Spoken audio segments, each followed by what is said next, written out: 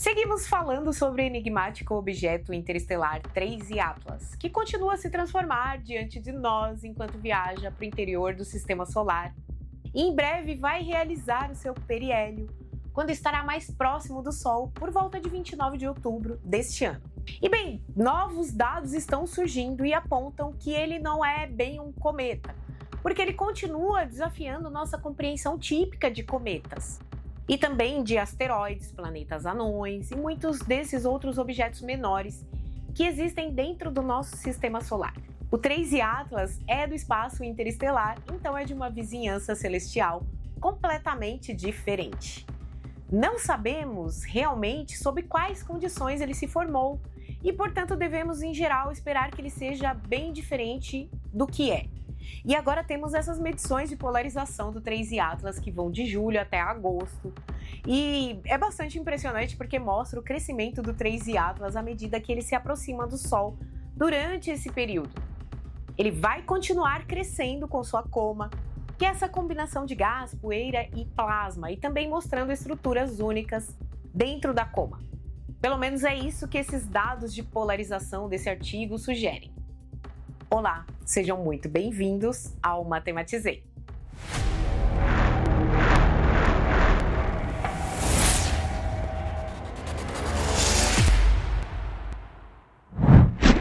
Bem, acabamos de obter novas imagens do 3I Atlas da Namíbia que foram tiradas durante um eclipse lunar. E agora ele está brilhando em verde, além de tudo. Bom, embora ele seja deficiente dos elementos necessários para um cometa tipicamente brilhar em verde. E também já sabemos, com base em um monte de outras evidências observacionais, que ele tem uma cor avermelhada escura. Isso é muito comum para objetos transnetunianos. Parece que ficar exposto ao ambiente interestelar torna esses objetos vermelhos. Bom, então a gente vai falar hoje sobre esse artigo publicado no Arxiv, que acabou de ser lançado sobre o 3I Atlas. Ele recebeu o título de Polarização Negativa Extrema do Novo Cometa Interestelar 3I Atlas. E aí, eu queria que vocês dessem uma olhadinha em outros dois vídeos que eu já fiz falando sobre esse objeto, tá? Assim vocês vão poder compreender melhor como se deu sua descoberta, também outro estudo a partir do James Webb. Bom, no resumo desse artigo, os cientistas pesquisadores dizem que o 3I Atlas representa um tipo distinto de cometa. Mas se a gente for analisar um pouquinho mais a fundo, a gente vai perceber que ele é um pouquinho mais complexo do que isso. O que eles dizem aqui é que o 3I Atlas possivelmente representa uma classe de pequenos corpos planetários nunca antes observada. Isso é bem diferente de apenas um cometa, porque cometas são esses pequenos objetos que a gente já está acostumado a ver, né? Que tem baixa densidade, que voam e tem essas trilhas de gás, plasma, poeira e até mesmo cauda de elementos. E eles fazem um monte de coisas muito interessantes e, tipicamente, tem essa órbita de alta excentricidade que os leva para muito além do sistema solar e depois traz de volta, porque a nossa estrela, o Sol, acaba puxando eles para dentro novamente. Existem muitos outros objetos no sistema solar. Também temos objetos transnetunianos que existem além da órbita de Netuno. Muitos deles são planetas anões gravitacionalmente arredondados, porém nem todos, e existem muitos objetos exóticos fora da órbita de Netuno. Há também um monte de objetos que existem dentro da órbita de Netuno, indo em direção ao Sol. Coisas como Centauros, que é um tipo de objeto celeste híbrido entre cometa e asteroide.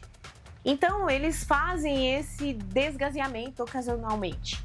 E às vezes eles fazem isso a distâncias do Sol, onde normalmente não esperaríamos esse tipo de comportamento de cometa, porque isso é impulsionado por influências da radiação solar em geral. Então o 3I Atlas possivelmente representa uma classe de pequenos corpos planetários nunca antes observada, vindo do espaço interestelar. E basicamente não temos uma definição para ele, mas há alguns dados interessantes apresentados nesse artigo que realmente contam uma história sobre o crescimento do 3I Atlas enquanto ele vai atravessando o sistema solar e também sobre sua estrutura de plasma, que parece ser bem única. Em primeiro lugar, o que estamos olhando? Bem, temos o 3I Atlas bem aqui. Este é 19 de julho, vemos diferentes imagens do 3I Atlas ao longo do tempo. Aqui vemos 22 de julho, 24, 30, 12 de agosto, 21 de agosto E vale notar que essa escala é a mesma para todos eles. Então, vemos claramente como a coma empoeirada, gasosa e rica em plasma ao redor do 3 Atlas tem crescido durante esse período. Isso é muito claro. Também vemos que aqui embaixo temos os valores de polarização para esses fótons de luz que foram coletados de forma bastante eficaz. Então, estamos apenas observando a luz do Sol refletida pelo 3 Atlas. Também pode haver um pouco de geração de luz interna. Isso é possível com plasma. Ele pode gerar sua própria luz. Então, essa é uma maneira fácil de explicar isso. Mas aqui vemos essa polarização da coma e a vemos ao longo do tempo. E não é apenas uma polarização meio homogênea. Ela tem uma estrutura clara. E aqui vemos o grau de polarização. Então, isso é menos 6% e vai até cerca de 5%. Com base no mapa de calor, bem no centro, vemos o verde, que é 0. Uma coisa que vocês notarão é que o centro de todos eles efetivamente estão bem perto de 0. Especialmente nesses dois últimos, podemos notar que a polarização é bastante homogênea aqui e também aqui. Mas na parte externa vemos essas oscilações na polarização. Já aqui você tem uma polarização realmente baixa, ou pelo menos negativa, desviada da dispersão normal de luz. E então podemos ver esse anel de polarização positiva, basicamente equivalente do outro lado. Quase parece uma camada dupla, que sabemos que o plasma pode formar. Também vemos a mesma coisa bem aqui, embora esteja mais inclinada para o positivo. E então, em 24 de julho, uma estrutura muito estranha, dominada principalmente pela refletância de luz de polaridade positiva. Seja o que for, isso está refletindo principalmente a luz com grau positivo de polarização linear. Nós falaremos mais para frente o que é polarização, mas isso apenas mostra que claramente existe uma estrutura que evoluiu no 3 Atlas. Então ele não só cresceu com o tempo, mas também se tornou mais complexo. É isso que nossos dados de polarização de luz nos dizem. Bem, mas o que é polarização? A polimetria explora de forma única as propriedades físicas de um objeto, como constantes óticas, distribuição de tamanho de grão e a forma e estrutura do pó. No caso de uma coma de cometa ou regolito de superfície, que é a superfície de um objeto como um asteroide ou um cometa, isso acaba não sendo facilmente medido com outras técnicas. Então, isso torna a polimetria realmente útil. O grau de polarização linear da luz solar dispersa pelas partículas de poeira do cometa é medido como a diferença entre os fluxos perpendicular e paralelo ao plano de dispersão, Sol, cometa, observador, normalizado por sua soma e é altamente sensível ao ângulo de fase solar alfa. Então, por essa definição, a polarização é positiva quando a direção da polarização é orientada perpendicularmente ao plano de dispersão e negativa quando é paralela. No geral, os objetos do sistema solar mostram ângulos de fase semelhantes. Polarização negativa em pequenos ângulos de fase e polarização positiva em ângulos de fase maiores, aumentando quase linearmente até atingir um máximo em cerca de 90 a 100 graus. Bom, a luz está por toda parte, ela vem do Sol, das lâmpadas e de muitas outras fontes. Sabemos o que a luz é, mas o que talvez não saibamos é que a ciência descreve duas formas, como uma partícula ou como uma onda. Como uma onda, a luz viaja pelo espaço e suas ondas se propagam em todas as direções. Pense na luz de uma lâmpada ou a do Sol. As ondas de luz se espalham em 360 graus, sem uma direção específica. Essa é a luz não polarizada.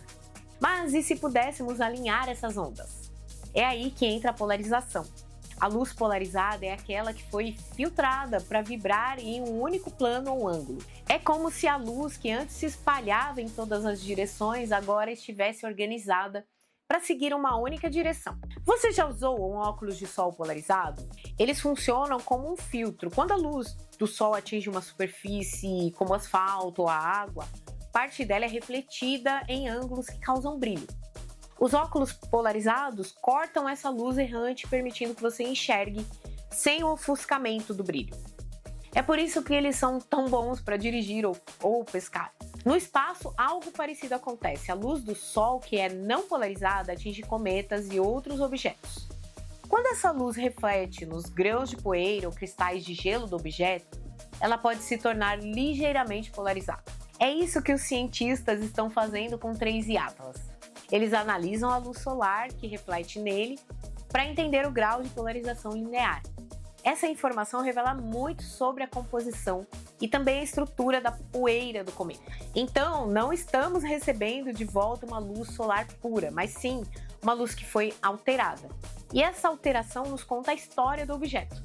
Conseguimos ver que o Trace Atlas é um objeto bem diferente dos cometas e asteroides que já conhecemos. Na verdade, ele se parece muito mais com aqueles objetos transneptunianos que são corpos celestes que ficam muito, mas muito longe do nosso sistema solar, além da órbita de Netuno. Acontece que, por estarem tão distantes, só podemos medir a polarização deles em um ângulo muito pequeno. Apesar disso, o que observamos é que a forma como o Trace Atlas reflete a luz é muito semelhante à forma como esses objetos distantes a refletem. Isso nos leva a pensar que o Trace Atlas seja um tipo de objeto distante que foi expulso de seu próprio sistema estelar, de alguma forma, e agora ele está viajando a uma velocidade bem alta. Ele está se movendo a cerca de 60 km por segundo, e no seu ponto mais próximo do Sol ele vai atingir 68 km por segundo. Na verdade, nunca observamos um objeto viajando através do nosso sistema solar a essa velocidade. Bom, e essa velocidade é um dos itens mais incomuns aí do Trace Atlas. Por isso é tão importante olhar para os dados de polarização com bastante atenção. Eles não nos mostram apenas um valor médio, mas sim a estrutura complexa da nuvem de poeira e gás que o cerca. Então é a análise desses detalhes que nos revela a verdadeira natureza do objeto e nos mostra por que ele é tão diferente de tudo que conhecemos. Bom, o Trace Atlas continua nos surpreendendo. Estamos vendo uma estrutura clara se formar que é mais do que apenas um coma, né? Que é a atmosfera de gás e poeira do objeto. Essa estrutura está começando a se parecer com uma cauda, mas não como a de outros cometas. No início, o Trace Atlas tinha algo muito raro, uma cauda que apontava na direção do Sol, claramente, né, nitidamente, tá? Agora ele está desenvolvendo uma cauda mais normal, mais parecida com aqueles outros cometas que a gente vê. Astrônomos no deserto de Kalahari, na Namíbia, fotografaram o Trace Atlas durante um eclipse lunar total e conseguiram uma imagem de boa qualidade que mostra o objeto com uma cor verde esmeralda. Bom, cometas geralmente brilham em verde por causa do carbono diatômico, que é o C2, que é um composto que emite luz verde quando é atingido pela luz do Sol. Mas, bom, esse é o mistério, né? Os dados de julho e agosto sugerem que o Trace Atlas não tinha uma quantidade significativa de C2. Então, por que ele está brilhando em verde? É possível que a sua aproximação do Sol tenha ativado a produção de C2 de alguma forma, mas se não for esse o caso, a cor verde pode ser resultado de alguma mistura complexa e desconhecida de gás e poeira. O Trace Atlas não só está crescendo e formando estruturas cada vez mais complexas em sua coma, mas também nos intriga com esse brilho verde, que pode ser resultado de uma química completamente desconhecida. Bom, agora vamos dar uma olhadinha no Trace Atlas. Sua órbita está destacada em verde. Também vemos o sistema solar interno, ou seja, Marte, Terra, Vênus, Mercúrio, Sol. Então vemos aqui o Trace Atlas agora está atravessando o cinturão de asteroides, que se estende acima do plano da eclíptica até cerca de 30 graus. E eventualmente o Trace Atlas passará bem pelo plano da eclíptica e depois descerá e estará abaixo desse plano. Isso será mais tarde no ano e estamos vendo que ele está ficando cada vez mais perto de Marte. Ele tem sua maior aproximação de Marte em 3 de outubro. Podemos ver que ele se aproxima muito de Marte bem aqui. Essa é a sua aproximação mais pontual, tá? Ainda não dentro de sua órbita, mas apenas dentro de cerca de 2 ou 3 unidades astronômicas. E aí vale lembrar que temos uma sonda de reconhecimento que está orbitando Marte e que vai poder tirar uma foto de alta resolução para que possamos finalmente entender o quão grande é seu núcleo. Essa é outra incógnita, tá? Até agora não sabemos o tamanho exato desse objeto. Temos muitos dados sobre a coma que o cerca, mas o objeto em si é basicamente um desconhecido. Bom, as estimativas de tamanho são todas baseadas em entendimentos de seu albedo. Então, não sabemos exatamente o seu tamanho. A estimativa superior agora, divulgada por um dos grupos de pesquisa, é de cerca de 50 km de diâmetro. Algumas das estimativas inferiores são de cerca de 0,2 km de diâmetro. E se avançarmos para 21 de outubro, você vai ver nessa conjunção superior que temos aqui com o 3 Atlas a Terra e Marte. E ele está ficando bastante perto de Vênus e muito perto de Júpiter. E esse é um objeto interestelar grande, de alta velocidade. E com essa velocidade, que é muito maior do que a maioria dos asteroides, e esse tamanho, que poderia ser de até 50 km, seria literalmente cataclísmico se ele colidisse com o nosso planeta, né? Bom, então temos a conjunção superior lá no dia 21, e se avançarmos para o dia 29, é exatamente quando temos a aproximação do 3 Atlas. Bom, então, ao que tudo indica, todo mês de outubro e novembro serão caracterizados por uma atividade solar intensa e provavelmente algumas grandes erupções solares. E avançamos até março, quando o 3 Atlas se aproxima muito de Júpiter. Bom, agora é com vocês. O que estão achando desse novo tempo onde observamos assombrados objetos vindos de fora do nosso sistema solar, mostrando-se tão diferentes da nossa vizinhança? Comentem aí, porque eu leio todos, só não consigo responder, tá? Se você curte nossos conteúdos, procure nos apoiar através dos seguintes meios: Chave Pix, nossa loja, clube de membros. Não esquece de dar o hype aí, tá bom? Aos membros do canal, meu muito obrigada pelo apoio. Um beijo no coração de todos e até o próximo vídeo.